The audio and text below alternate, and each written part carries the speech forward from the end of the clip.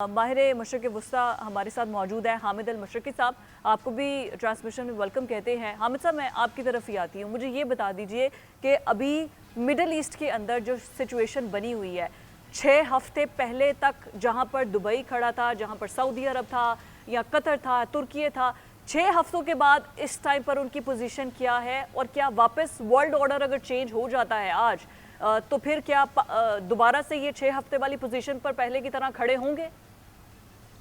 बहुत शुक्रिया। देखिए, सबसे अहम बात यह है कि क्या मशरिक़ वुस्ता ने ये एक्सपेक्ट किया था? उनको नहीं उम्मीद थी कि इस अंदाज में वो वल्नरेबल हो जाएंगे, काबिल रहम हो जाएंगे दिफाई एतबार से, क्योंकि वो अरबों डॉलर उन्होंने अमेरिका को दिए अपनी हिफाजत के लिए, और नतीजतन ये हुआ कि वो अमेरिका की वजह से ही इस अमेरिकन अड्डे उनके लिए वबाले जान बन गए। और उसके बाद हमने देखा कि किस अंदाज में उनको इसराइल ने और बाकी अमेरिका ने इस जंग में घसीटने की कोशिश की। और मैं समझता हूं कि पाकिस्तान और बहुत सारे जो मुस्लिम ममालिक है, उनका ज़बरदस्त किरदार था, जिन्होंने हर हालत में अरब मुल्कों को इसका हिस्सा बनने से रोका।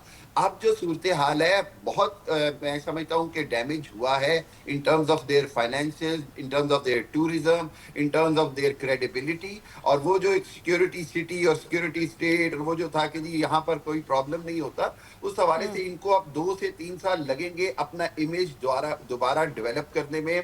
रियल स्टेट मार्केट उनकी क्रैश कर गई, आपको पता है कि 25 to 30% तक क्रैश कर गई। कोरोना से ज्यादा इफेक्ट हुआ इस मार्केट को, रियल स्टेट को, इन क्राइसिस की वजह से, इस जंग की वजह से। मैं ये समझता हूँ कि यहाँ पर अगेन चूंकि उनकी लीडरशिप, बहरहाल अरब ममालिक के पास 2 बड़े एडवांटेज हैं। एक तो ऑब्वियसली फाइनेंशियल वो सपोर्ट दे रहे हैं, बैंकों को दे रहे हैं, बिजनेसेस को दे रहे हैं। और दूसरा उनके पास ये एडवांटेज है कि वहाँ पर जो गवर्नमेंट है वो बहुत अथॉरिटेटिव निज़ाम है। अथॉरिटेटिव निज़ाम का एक एडवांटेज ये होता है कि वो बड़ी जल्दी चीज़ों को कंट्रोल कर लेते हैं। पब्लिक जो होती है, पब्लिक रेजिस्टेंस उस अंदाज में नहीं होती है। तो मैं ये समझता हूँ कि शुरू के 6 माह में ये डैमेज कंट्रोल करेंगे, और उसके बाद ये दोबारा से इनके पास मौका होगा कि दोबारा से अपना जो बिल्टअप करें, अपना जो स्टेटस था in terms of very centric in the world for business and real estate.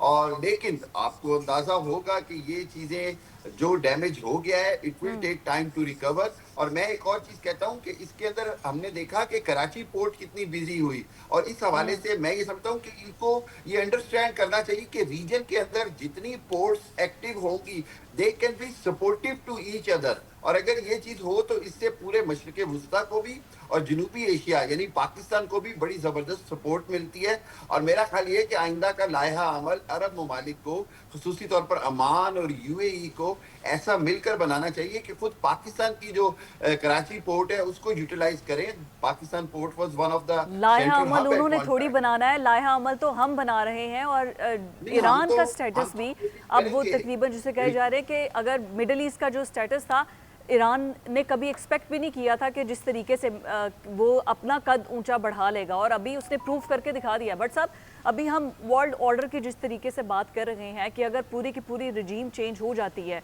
बल्कि हो चुकी है ऑलमोस्ट, जहां पर पावर पिलर्स थे या जिनको कहा जाता है कि पूरी दुनिया का तवाजुन खड़ा कर कर वो बैठे हुए थे कि भाई उनके फैसले पूरी दुनिया में चलेंगे, वो सब डिस्टर्ब हो चुका है। इस नए वर्ल्ड ऑर्डर के बारे में क्या कहेंगे? देखिए, बात फिजा ये है, मैंने अपनी ज़िंदगी में जितनी हिस्ट्री इस तरह की मैंने कभी देखा ही नहीं है कि जो आज मैं पाकिस्तान में देख रहा हूँ। मैंने वार के मतलब जो पढ़ा है, इस तरह वार में भी नहीं होता जो ईरान कर गया है।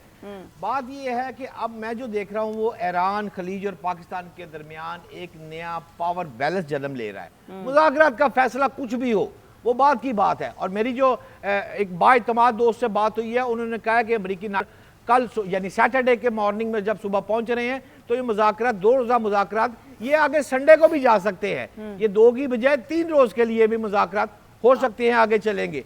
लेकिन सवाल यहाँ पर यह है कि इस वक्त जो मुज़ाकरात हो रहे हैं, जो शतरंज की नई बिसात बिछाई गई है, ये सारी बातों में पाकिस्तान का कद काठ बहुत ऊपर गया है। लेकिन यहाँ पर जिस तरह मैं सिविल और फौजी क़यादत पाकिस्तान को मुबारकबाद देना चाहता हूँ, उसी तरह मेरी खुशनसीबी है कि इस प्रोग्राम में डॉक्टर शाहिद मसूद साहब भी मौजूद है, जिन्होंने पाक भारत जंग में ایک کردار ادا کیا.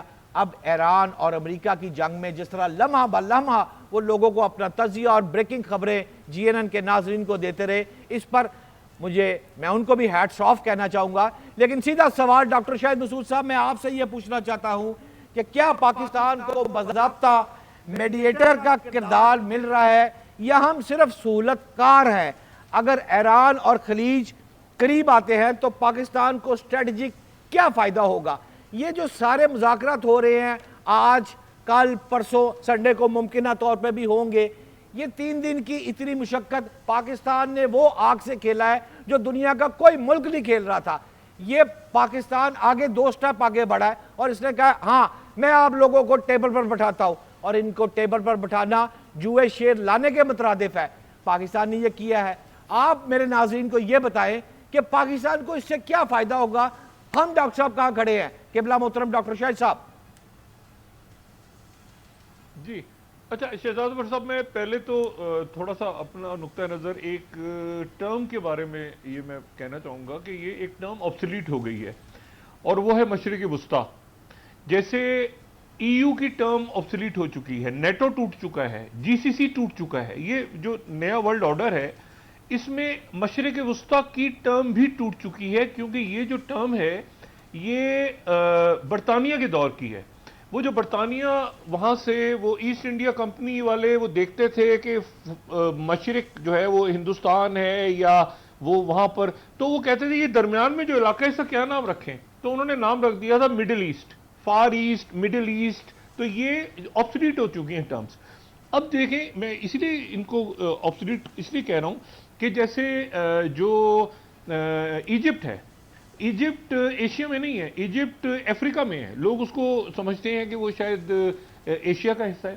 اسی طرح سے یہ جو بلاک ہے اس بلاک میں ترکیہ ہے, ترکیہ مڈل ایسٹ کا حصہ نہیں ہے. ٹھیک ہے, تو بات یہ ہے ساری کہ اب یہ جو نئی ٹرمز آ رہی ہیں اس میں آپ کو یاد ہوگا کچھ عرصے پہلے جو ہے وہ مینا کی ٹرم آئی تھی, مڈل ایسٹ اور نارتھ افریقہ, کیونکہ وہ ایڈ کرنا چاہ رہے تھے اس میں ایجپٹ کو بھی اور صومالیہ کو بھی اور ایتھوپیا کو بھی, باقی لیبیا, لیکن لیبیا جو ہے وہ افریقہ میں ہے.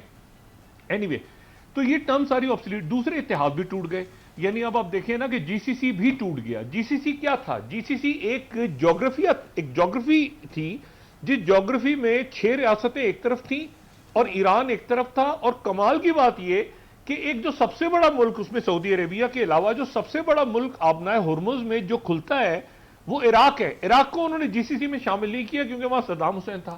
اچھا, صدام حسین سے تھوڑا سا یہ GCC کے ملک گھبراتے بھی تھے کہ وہ آئے گا تو وہ جو ہے وہ کہ ایسا نہ ہو کہ وہ حاوی آ جائے سب کے اوپر. اینی وے, اب میں یہ کہہ رہا ہوں کہ پاکستان کا اس میں کیا رول ہوگا. پہلی بات تو یہ ہے کہ پاکستان نے اپنا کیس نہیں لڑا, پاکستان نے پوری دنیا کا کیس لڑا ہے. کیونکہ یہ جو آئل ہے یہ تو پاکستان تو نہیں آنا تھا نا صرف, یہ تو آبنائے ہرمز بند, جی پوری دنیا بند پڑی تھی. پوری دنیا جو ہے اس کے پاس کوئی آپشن ہی نہیں تھا, تیل کی قیمتیں, مہنگائی, یہ کھانا. دوسری بات یہ ہے کہ پاکستان ہی اکلوتا آپشن تھا, جو میں نے پہلے بات کی نا, اکلوتا آپشن پاکستان اس لیے تھا کہ کچھ وجوہات کی بنیاد پہ, جن کی میں ڈیٹیل میں نہیں جانا چاہتا. ترکیہ چائنا کے بہت قریب نہیں ہے, قریب ہے بھی لیکن قریب نہیں بھی ہے کچھ وجوہات کی بنیاد پہ, نیٹو کا حصہ ہے, اس سینسیٹیو ٹیکنالوجی ٹرانسفر نہیں ہو سکتی وغیرہ وغیرہ. اچھا, اسی طرح سے سعودی عربیہ ہمارا برادر ملک ہے لیکن وہ چائنا کے اتنا قریب نہیں ہے جتنا پاکستان ہے.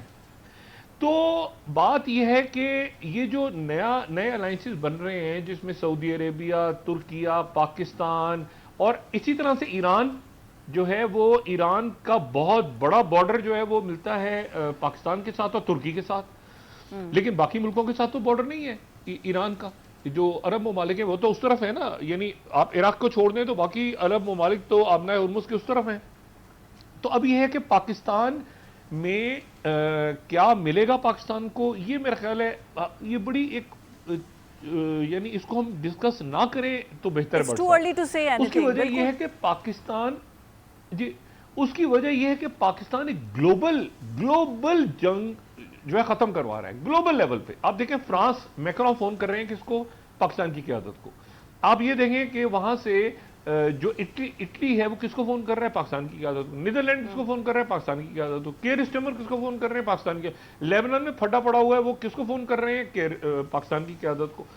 तो पाकिस्तान इस वक्त जो है, और ये इतना सेंसिटिव मामला था कि देखिए अभी हमारी गुफ्तगू के दौरान ही, अभी जब आपने वक्फा लिया और वापस आए तो इतला आई कि जी वो सीज फायर कर दिया है, क्योंकि ईरान की तरफ से कहा जा रहा था कि आप सीज फायर करें लेबनान में, रोकें, तो फिर हम मुज़ाकरात पे शरीक होंगे। तो अभी सीज फायर हो गया वहां पे, अभी सीज फायर कर दिया है इसने, नेतन्याहू ने फायरिंग रोक दी है, और हिजबुल्लाह की तरफ से भी उनकी तरफ से जवाब हो रहा था, डिफेंस कर रहे थे, वो डिफेंड कर रहे थे। तो डॉक्टर बात साहब, ये ये तो है आप कि पहले ही अब बड़ा जो ब्रीफली मैं एक्सप्लेन मेरा भी रहे अपना थे कि किस तरीके से जो डोनाल्ड ट्रंप है उसने झाड़ पिलाई है और डांटा है, गाली दी है, और उसके बाद उसने कहा कि अब जो है वो हमले लो की पर चले जाएंगे। But that's a good news अगर सीज फायर लेबनान में भी हो गया है।